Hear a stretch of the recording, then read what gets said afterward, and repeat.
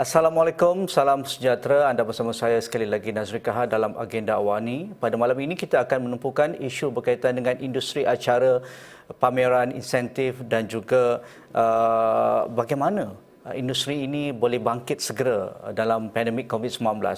Dengan pengumuman terkini, pihak kerajaan membenarkan acara dilangsungkan sama ada acara rasmi ataupun tidak rasmi dengan pematuhan SOP yang amat ketat. Ini amat melegakan di kalangan pemain industri, iaitu pemain industri MICE, MICE, tetapi mereka mahukan kelonggaran-kelonggaran yang lebih banyak dalam masa yang sama pematuhan SOP yang ketat untuk memastikan keputusan kerajaan kali ini mapan, maksudnya lestari sifatnya, tidak akan berlaku penutupan selepas pembukaan.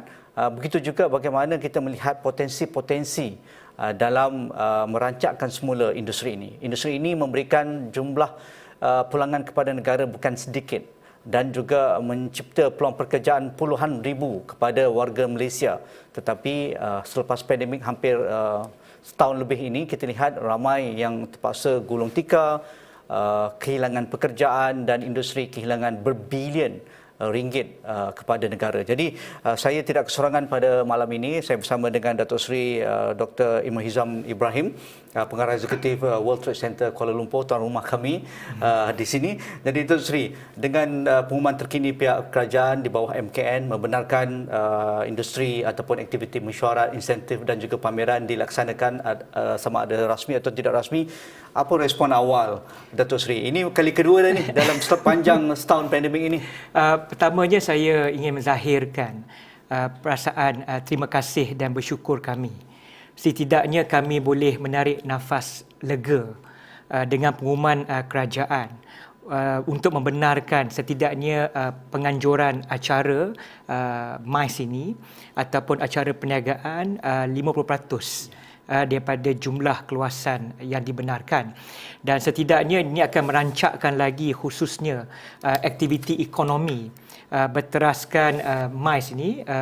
Setidaknya kalau kita lihat statistik 2020, kerugian hampir dianggarkan 1.5 bilion bila saya berhadapan dengan seluruh pemain-pemain industri ini, dan di sebanyak 1,250 acara juga telah mengalami sama ada ditangguhkan ataupun dibatalkan disebabkan pandemik ini dan juga PKP ini. Jadi setidaknya pengumuman ini menarik sedikit untuk kami bergerak ke hadapan untuk memastikan struktur ekonomi, bahkan pemain-pemain industri dapat menggerakkan aktiviti ekonomi berteraskan MICE ini. Sepanjang penutupan industri MICE ini, Datuk Seri, apa yang terjadi kepada pemain acara, operator-operator MICE ini?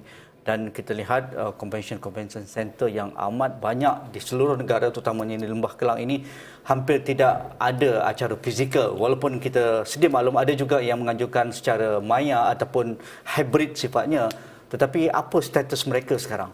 Saya melihat kebanyakan khususnya mereka yang mempunyai bangunan ataupun venue ataupun lokasi untuk mereka menganjurkan sama ada acara pameran dan convention sebagainya, rata-rata dalam keadaan yang begitu nazak sebenarnya. Kerana pada hemat kami terpaksa di kalangan perbincangan kami terpaksa mengolah khususnya kedudukan kewangan, bahkan bagaimana untuk menggerakkan aktiviti luar kotak, khususnya di segi aspek mempertahankan khususnya industri ini. Ada di kalangan mereka yang bekerjasama dengan pihak kerajaan untuk menukar pusat convention itu menjadi pusat khususnya bagi mereka yang terlibat dengan COVID, dari contoh. Ada di kalangan mereka terpaksa menutup, hibernate pusat convention tersebut. Ada di kalangan mereka terpaksa menjadikan pusat convention ini seperti pusat penginapan, ya, bagi juga pusat-pusat kuarantin sebagai contoh. Jadi ada juga yang menjadikan pusat convention untuk mereka terlibat dengan khususnya dengan perniagaan beriteraskan pemakanan dan sebagainya. Jadi saya lihat pelbagai usaha terpaksa dilakukan untuk memastikan pertama syarikat ini berdaya saing dan boleh bertahan. Dan yang kedua, kaki tangan mereka. kerana di kalangan pengusaha-pengusaha bila saya berbincang, perasaan bagaimana untuk mempertahankan khususnya bagi ketangan mereka agar tidak ada berlaku pembuangan. Ya, kerana setidaknya kita tahu ya impak dari segi sosial dan sebagainya. Jadi ini antara apabila kami berbincang sama ada peringkat social media ataupun secara bersemuka lebih untuk memastikan bagaimana kita boleh move forward.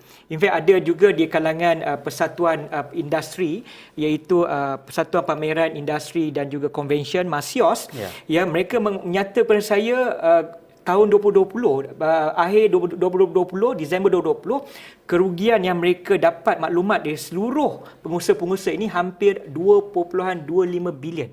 Ekosistem ya sama ada penganjuran pada mereka yang terlibat dengan kontraktor dan sebagainya. Jadi ini sangat membimbangkan sebenarnya. Okey, Datuk Seri, dalam hal ini kita juga tertanya-tanya, betul industri acara pameran insentif dan juga convention ini ia tempat perkumpulan, tempat di mana pelawat, peserta dan juga pemain industri berkumpul untuk mendapatkan maklumat terbaru, menyediakan platform untuk mempamerkan bahan-bahan pameran dan sebagainya. Tetapi setiap kali keputusan kerajaan untuk mengenakan PKP ataupun MCO, seolah-olah industri ini berada di barisan yang paling akhir untuk dibuka berbanding industri pembinaan, industri pembuatan, industri-industri kecil dan sederhana, seolah-olah ia dipinggirkan.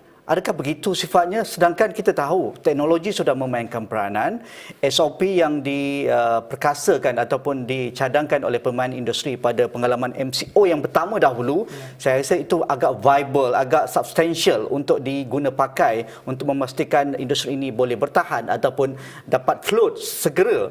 Tapi sekali lagi lepas MCO kedua ini, industri ini sekali lagi yang terakhir. Seolah-olah adakah ia tidak penting ataupun terlepas pandang ataupun kerajaan terlampau takut untuk melihat orang berkumpul ni sebenarnya? Sebenarnya kalau kita lihat, pertama kita ambil impak keseluruhan industri ini. Terutama dari segi pembangunan, khususnya ekosistem ekonomi Malaysia. Kita harus akui bahawa industri ini punya ekosistem begitu luas. Dari segi jumlah dan agak matang dan agak matang, kita telah lebih daripada 60 tahun terlibat dengan industri ini. Dan Malaysia juga, kalau kita lihat negara China baru-baru ini, mereka mengangkat negara Malaysia sebagai salah satu destinasi pilihan untuk penganjuran acara di Malaysia, sama ada business event, acara perniagaan ataupun pameran dan sebagainya. Dan saya ingin nyatakan di sini, kalau kita lihat ya daripada apa yang dinyatakan, ya ada kalanya apabila kami berbincang di kalangan pengusaha-pengusaha yang ada dalam persatuan kami, ya sememangnya ada kalanya kami rasa bahawa terpanggil, bahawa kita sememangnya menjaga segala bentuk SOP, the crowd control kita jaga betul-betul. Kerana mahu dilihat bahawa mereka yang hadir ke satu pameran dan juga convention, sudah tentu segala SOP yang ketat kami lakukan. Bahkan juga kalau kita ingin nyatakan di sini, ya, kita mengikut segala bentuk apa yang telah diberi arahan yang diberikan oleh pihak Majlis Keselamatan Negara, ya, berasaskan kebenaran untuk kami mengadakan. Cuma yang menjadi kebimbangan kami apabila berlakunya khususnya keyakinan bila daripada pihak pempamer-pempamer di peringkat antarabangsa dan juga dalam negara untuk memastikan bahawa sekiranya keputusan kerajaan membuka kepada 5% agar ianya benar-benar dibuka sampailah ke akhir tahun supaya bentuk ada perancangan. Kekhawatiran kami sekiranya telah dibuka tiba-tiba ditutup semula, jadi terpaksa kami menanggung pembatalan, penangguhan dan ada kalanya menyebabkan ketidakkeyakinan, khususnya bagi mereka yang ingin menggunakan khidmat sama ada pusat konvensyen, pameran, bahkan dengan operator-operator, bahkan dari segi penganjur-penganjur acara perkahwinan pun ya ada kalanya terpaksa mengeluh sekiranya ada pembatalan ataupun penangguhan ini. Jadi ini ingin saya nyatakan. Okey, Datuk Seri, ini juga perlu kita lihat secara proaktif. Bagaimana industri mapan sifatnya dan industri ini akan mematuhi segala SOP ataupun pematuhan risiko yang dimahukan oleh Majlis Keselamatan Negara. antara cadangan-cadangan dalam norma baru industri acara adalah mewujudkan travel bubble ataupun gelembung perjalanan, sama ada dalam sifat domestik tempatan ataupun travel bubble bersifat regional dan juga antarabangsa. Pastinya MICE mengalu-alukan dengan gembira sekali. Tetapi travel bubble ini memerlukan satu pematuhan ataupun piawaian yang amat ketat untuk memastikan tiada penularan risiko baru. Dan negara ingin melakukan itu dengan segera. Jadi di mana travel bubble ini Datuk Seri rasakan perlu disegerakan dan perlu diimplementasi. Kalau kita tak cuba, kita tak tahu di mana ada ruang yang boleh diperbaiki, ada loophole dan sebagainya, Datuk Seri. Saya melihat dengan program vaksinasi negara ini yang sedang berjalan dengan baik, memberikan gambaran yang cukup positif bagi negara-negara hijau yang ada di dunia ini. Dan saya fikir bila adanya perancangan travel bubble ataupun gelembung perjalanan laluan hijau, timbal balik ataupun aturan koridor perjalanan, iaitu RGL-TCA, sudah tentu saya lihat kerajaan kena mengambil peluang ini untuk melonjakkan keyakinan khususnya bagi untuk kita membawa acara-acara antarabangsa kembali ke Malaysia, datang ke Malaysia, menggunakan SOP, pendekatan dan lebih-lebih lagi dengan vaccination yang telah digerakkan oleh pihak kerajaan ketika ini.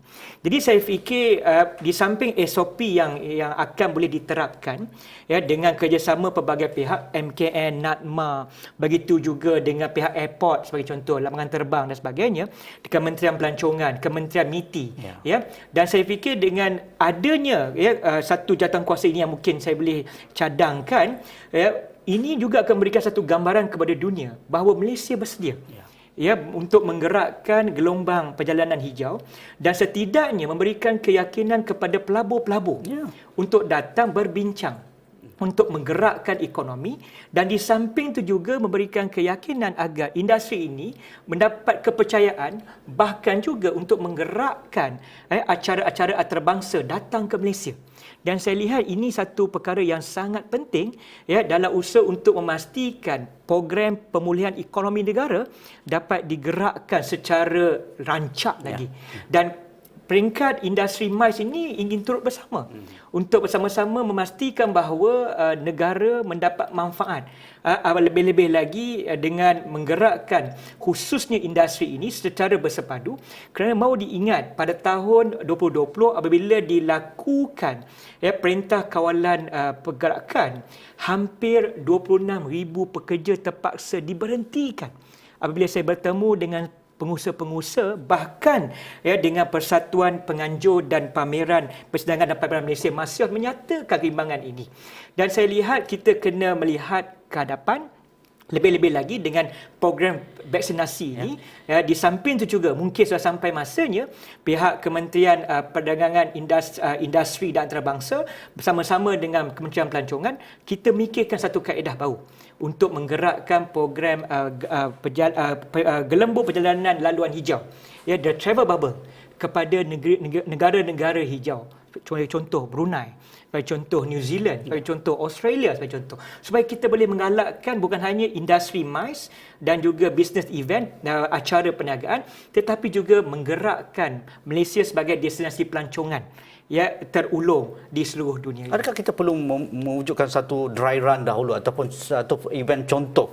Kalau skala 5 tu skala bentuk antarabangsa global, sifatnya pemain-pemain dalam industri pertahanan dan juga pengangkutan. Tetapi kalau 5 dalam bentuk domestik misalnya, kalau saya ambil contoh, dilakukan di Langkawi antara negeri yang hijau sekarang, ada di bawah negeri Kedah. Mengapa tidak kita menghancurkan di pusat pameran Masri atau hotel-hotel sekitar Langkawi itu, satu pameran bersifat domestik, tetapi ia akan menggamit pemain-pemain ataupun pelancong-pelancong dari dalam negara yang bersifat travel bubble hijau itu. Jadi wajarkah kita bergerak ke itu, Datuk Seri? Saya lihat ini satu pendekatan yang sungguh baik. Sebagai contoh, kalau kita mengambil dua lokasi, satu di Langkawi, dua di Desaru.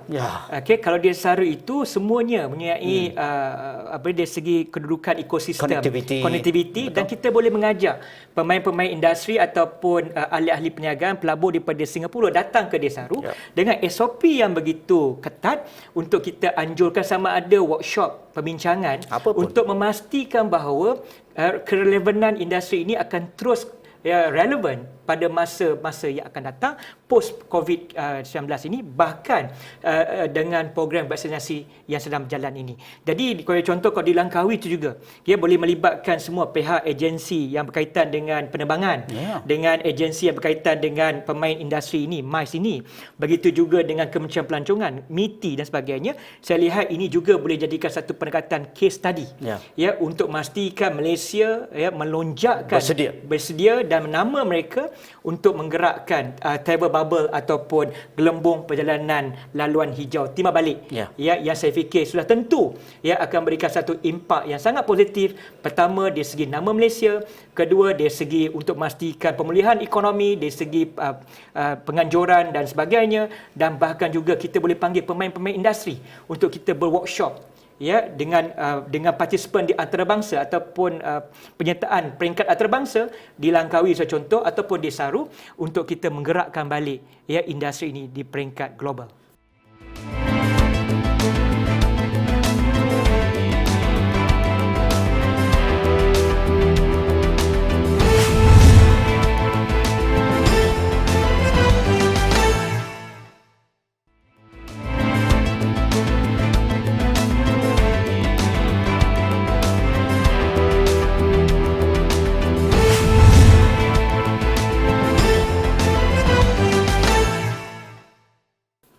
Jarang dengar perkara-perkara yang kita ceritakan pada malam ini, Datuk Seri. Adakah kita kurang melobi kepada pihak yang berwajib? Adakah pemegang taruh utama seperti MOTAC tidak ke hadapan untuk memastikan nyawa pemain industri, ribuan pekerja dalam industri ini, dan spillovernya begitu luas sampai homestay anak-anak kampung, penyedia-penyedia F&B dan sebagainya, e-hailer dan sebagainya. Jadi adakah kita tidak cukup ataupun melobi industri ini supaya cepat float, cepat diberikan perhatian, dan travel bubble sebagai satu inisiatif yang perlu diperkasakan ataupun dimulakan segera?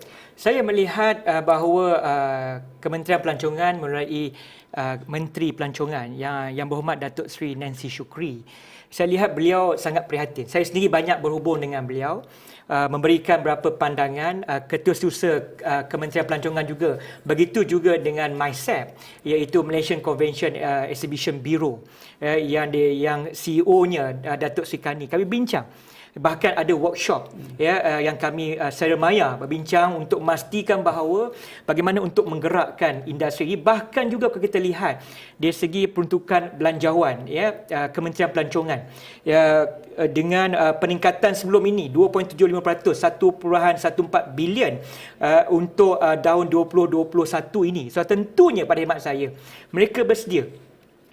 Dan saya lihat ini perlu kita lakukan sentiasa.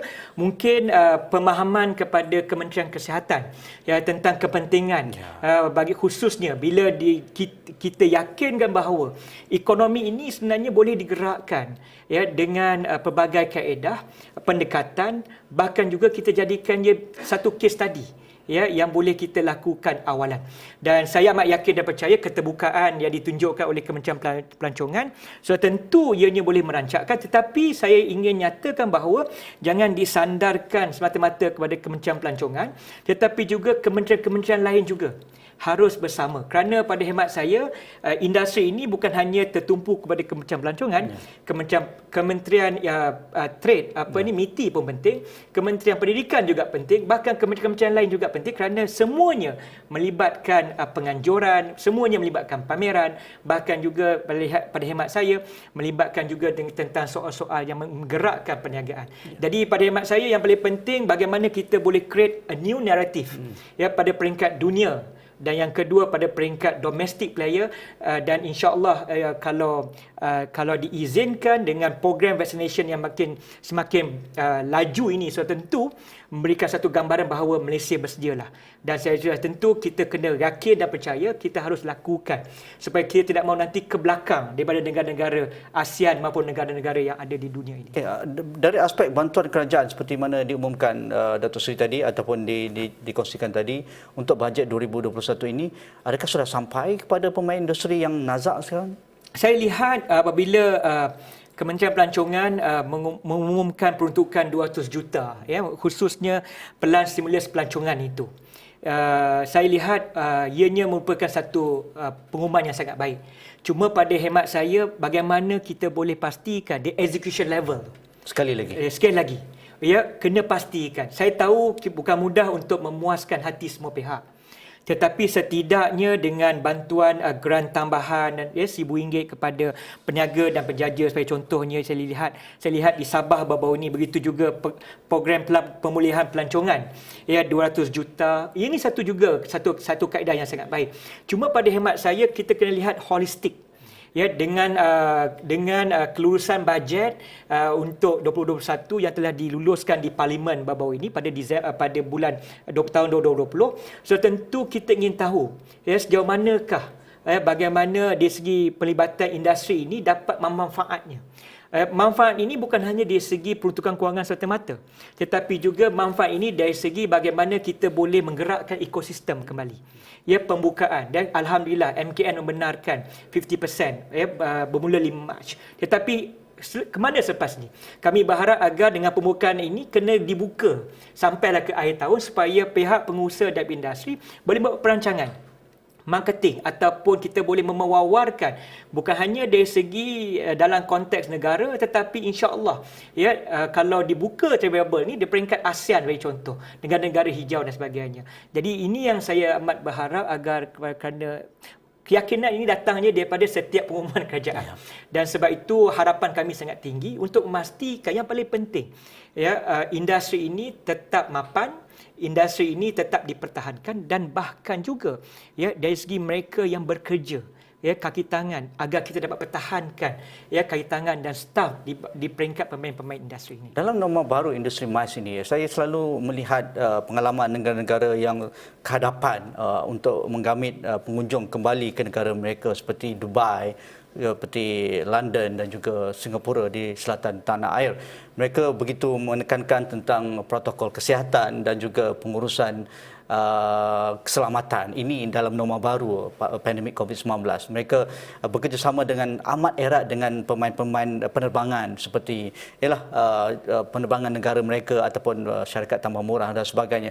Begitu juga mereka bermain dengan amat mesra dengan pemain-pemain hotel, industri pelancongan. Dalam masa yang sama, pihak kerajaan begitu mudah untuk difasilitate sama ada vaksinasi, sama ada ujian swab di lapangan terbang, isu berkaitan dengan kuarantin, isu dengan penjarakan fizikal, isu dengan hygiene, protokol di kawasan pameran mereka dan sebagainya, sampai mereka mewujudkan satu tempat khusus meet and greet kalau di Changi Airport itu. Ya. Jadi adakah kita sudah sampai ke tahap itu, Tuan? Saya pada hemat saya ini kita kena meneliti secara keseluruhannya. Kita harus lakukan perkara ini, ya, kerana pada hemat saya bagi contoh, apabila World Trade Center Kuala Lumpur berada dalam 320 global network seluruh Bayangkanlah, dunia. hebat tu. Bayangkan jaringan yang amat besar. Jaringan yang besar ini tetapi memerlukan reputasi yang tinggi. Dan yang kedua, keyakinan yang tinggi. Dan yang ketiga yang paling penting, tanggapan mereka, persepsi mereka. Sekiranya berlaku apa-apa perkara yang negatif, so tentu mereka akan bertanyakan kepada saya, terutama sekali ibu pejabat World Trade Center di New York itu. Yep. Jadi sudah tentu pada hemat saya bersetuju. Kerana kita tak boleh lagi menoleh ke belakang, kita kena way forward. Ya, kalau perlu kita melakukan segala bentuk pendekatan untuk menyumbang ke arah mempertahankan industri ini, why not? Ya, kerana saya lihat dengan adanya program vaksinasi negara ini, so tentu ini satu permulaan yang sangat baik untuk kita meyakinkan bahawa dengan SOP yang ketat, protokol kesihatan yang ketat, kita boleh melonjakkan kembali industri ini. Dan saya sentiasa bersama dengan seluruh pengusaha-pengusaha pemain industri ini, kita sentiasa menyatakan bahawa apabila diberi peluang, kita akan memastikan reputasi. Sebagai contoh, kalau di World Trade Center Kuala Lumpur ni berlakunya acara-acara perniagaan ataupun pengajuran pameran, so tentu kita nak menjaga reputasi kami dengan SOP, protokol kesihatan, bahkan juga pelibatan semua pihak untuk memastikan bahawa tidak mahu ada sebarang bentuk elemen yang boleh menjejaskan nama baik World Trade Center Kuala Lumpur, kerana sekiranya berlaku perkara yang tidak baik, bukan hanya di negara Malaysia tetapi seluruh dunia akan mengetahuinya. 320 jaringan Association 320 jaringan. Baru-baru ini bila saya terlibat dengan webinar yang diadakan bersama-sama dengan World Trade Center Moscow, World Trade Center Najah ataupun di UAE, dan juga pelibatan ahli-ahli World Trade Center yang lain, mereka memberikan gambaran yang cukup positif kepada Malaysia. Di segi flora dan fauna, pelancongan, makanan. Cuma mereka bertanya bilakah? Bila, itu satu soalan yang paling cepumas sekali. Cepumas. Bilakah nak jawab pun sepadan boleh dibuka. Tapi saya nak jawab pun sukar. Tapi saya memberikan keyakinan, please come to Malaysia. We will greet you. Kita akan pastikan bahawa segala kemudahan ada, khususnya di World Trade Center Kuala Lumpur ini. Tempahan penyewaan sudah mula masuk WTC. Alhamdulillah, bila dengan pengumuman kerajaan ini, yang paling banyak ialah tempahan untuk perkahwinan. Majlis sosial. Majlis sosial. Dan begitu juga insya-Allah kita kami pelan-pelan lah. Pelan-pelan. Dan itu juga dengan acara-acara yang lain, insya-Allah. Alhamdulillah. Moga-moga tidak ada pembatalan di saat akhir. Itu yang kami harapkan, supaya harap kekal lah keputusan ini. Dan baru kita boleh fikirkan pameran yang berskala lebih besar, perniagaan sifatnya. Terima kasih rakan saya yang berbahagia, Datuk Seri Dr. Imrul Hizan Ibrahim, Pengarah Eksekutif World Trade Center Kuala Lumpur. Itu sahaja dalam perbincangan norma baru industri acara ataupun industri MICE. Sekian, Assalamualaikum. Kita jumpa lagi.